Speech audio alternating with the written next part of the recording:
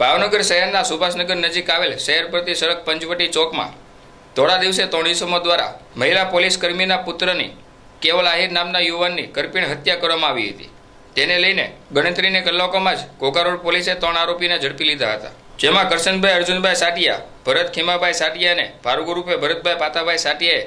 બદલો લેવાનો પ્લાન બનાવ્યો હતો અને કેવલને જ્યારે તે મિત્ર દિવેશ બારિયા સાથે બાઇક ઉપર યુગલ સર્વિસ સ્ટેશન પાસે ઊભો હતો ત્યારે ભાર્ગવ અને ભરત સફેદ ટુ વ્હીલર પર આવ્યા હતા। તેમણે કેવલને પકડી રાખ્યો અને તેના મિત્રોએ છરીના આડેધડ ઘા મારી ગળું કાપી હત્યા કરવામાં આવી હતી, જેને લઈને આરોપીને ઝડપી લઈ ઘોઘા રોડે મેથી પાક આપ્યા બાદ 3 જણાનું રીકન્સ્ટ્રક્શન ઘટના સ્થળે લઈ જઈ કરવામાં આવ્યું હતું, જ્યારે હાલવાની પણ તેવડ ના હતી, જેને લઈને લોકો મોટી સંખ્યામાં જોવા માટે ઉમટી પડ્યા હતા।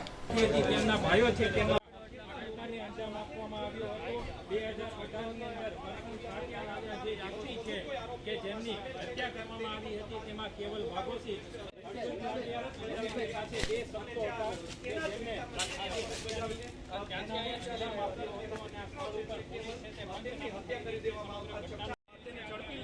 हाल जे घटना स्थल जो बन्यो है भावनगर शहरનું જે સુભાષનગર જે વિસ્તાર છે ત્યાં જે પંચવટી ચોક નજીક આ જે કેવલ નામનો જે વ્યક્તિ છે તે તેની 4 વ્હીલર કાર છે તે સર્વિસમાં અંદર આવતો આ વિસ્તાર છે કે જ્યાં મહિલા પોલીસ કર્મચારી કે તેમના દીકરા કેવલ વાઘોસી છે તેમની હત્યા કરવામાં આવી હતી। જો કે સમાજની અંદર આ પ્રકારે હત્યા કરવી